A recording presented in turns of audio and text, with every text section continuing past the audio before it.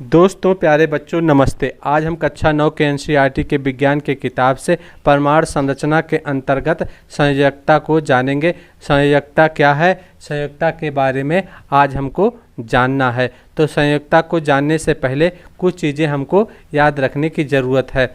आज तक विज्ञान में, रसायन विज्ञान में 118 तत्वों की खोज हो गई है। कितने तत्वों की खोज हो गई है?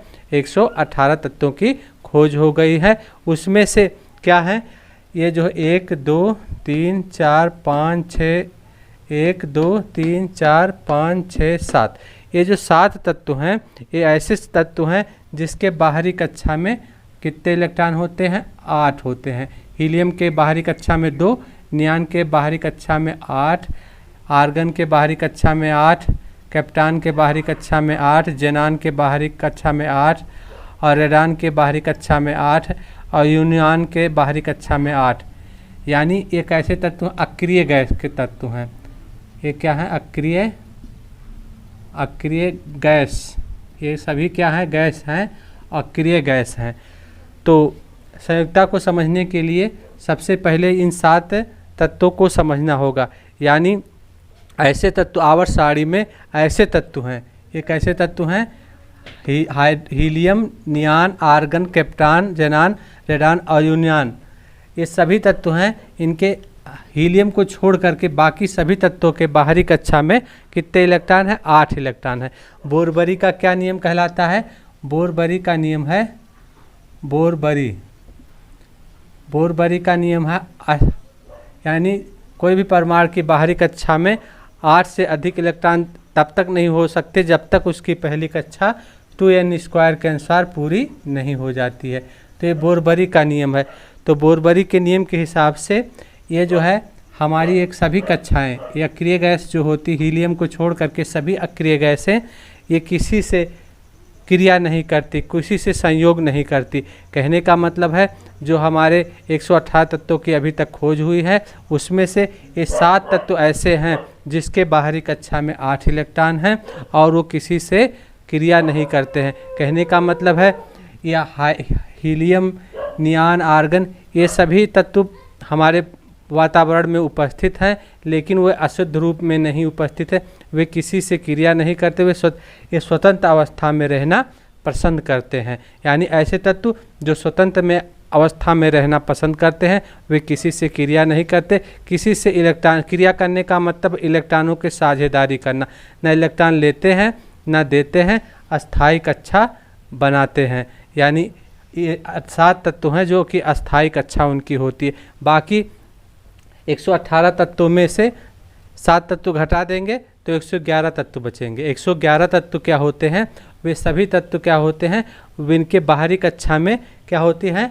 8 इलेक्ट्रॉन नहीं होते हैं। उनकी बाहरी कक्षा में या तो 7 इलेक्ट्रॉन होते हैं, या तो बाहरी कक्षा में क्या इलेक्ट्रॉन 7 होंगे, 6 होंगे, 5 होंगे, या 1 होगा, 2 होगा। यानी इस तरह से बाहरी कक्षा का, तो ऐसे तत्व जिसके बाहरी कक्षा में 8 से अधिक या 8 से कम इलेक्ट्रॉन रहते हैं, वे क्या है? स्वतंत्र अवस्था में नहीं रहना चाहते हैं। वे वियोगिक के साथ क्रिया करके रहते हैं। वे अणु के रूप में रहते हैं, अणु यौगिक के रूप में रहते हैं या अणु के रूप में रहते हैं। तो ऐसे वो लोग क्या करते हैं, इसको समझने के लिए हमको थोड़ा समझना पड़ेगा। जैसे हमारा पहला तत्व है सोडियम। सोडियम का इलेक्ट्रॉनिक विन्यास, इसका परमाणु क्रमांक है 11, इसका इलेक्ट्रॉनिक विन्यास 281। इसके बाहरी कक्षा में कितना इलेक्ट्रॉन है? 1 इलेक्ट्रॉन है। ये बाहरी कक्षा में 1 इलेक्ट्रॉन है। 1 इलेक्ट्रॉन ये क्या करता? खो देता है। तो खो करके सोडियम Na2 अस्थायी कक्षा बनाता है। लेकिन ये क्या करता है? 1 इलेक्ट्रॉन खो देता है और ये हमेशा 1 इलेक्ट्रॉन खोना चाहता है। सोडियम क्या कहता है? 1 इलेक्ट्रॉन खोना चाहता है। इसी तरह हमारा क्लोरीन परमाणु है 17, क्लोरीन का परमाणु क्रमांक 17 होता है 287। ये क्या करता है? 1 इलेक्ट्रॉन ले लेता है। ये 1 इलेक्ट्रॉन खोता है और 1 इलेक्ट्रॉन ये ले लेता है और ये कक्षा बनाता है 288। तो ये भी अस्थायी कक्षा है 8 के हिसाब से, ये भी 8 के हिसाब से अस्थायी कक्षा है। कहने का मतलब है कुछ परमाणु जो है कुछ इलेक्ट्रॉन त्याग करके अस्थायी कक्षा पाना चाहते हैं और कुछ परमाणु इलेक्ट्रॉन ग्रहण करके, इलेक्ट्रॉन ले करके, जैसे क्लोरीन परमाणु है इलेक्ट्रॉन लेकर के अस्थायी कक्षा प्राप्त करना चाहता है, ये सोडियम परमाणु है इलेक्ट्रॉन त्याग करके अस्थायी कक्षा प्राप्त करना चाहता है। तो कहने का मतलब है जो तत्व इलेक्ट्रॉन त्याग करके, जो परमाणु इलेक्ट्रॉन त्याग करके अपनी कक्षा पूरा करना चाहता है वो कहलाता है धन आयन। ये क्या कहलाते हैं? धन आयन कहलाता है। धन आयन, धन आयन, ये धन आयन कहलाता है। और जो इलेक्ट्रॉन ले करके अपनी कक्षा पूरा करता है वो ऐसे तत्व को क्या कहते हैं? ऐसे परमाणु को कहते हैं ऋण आयन।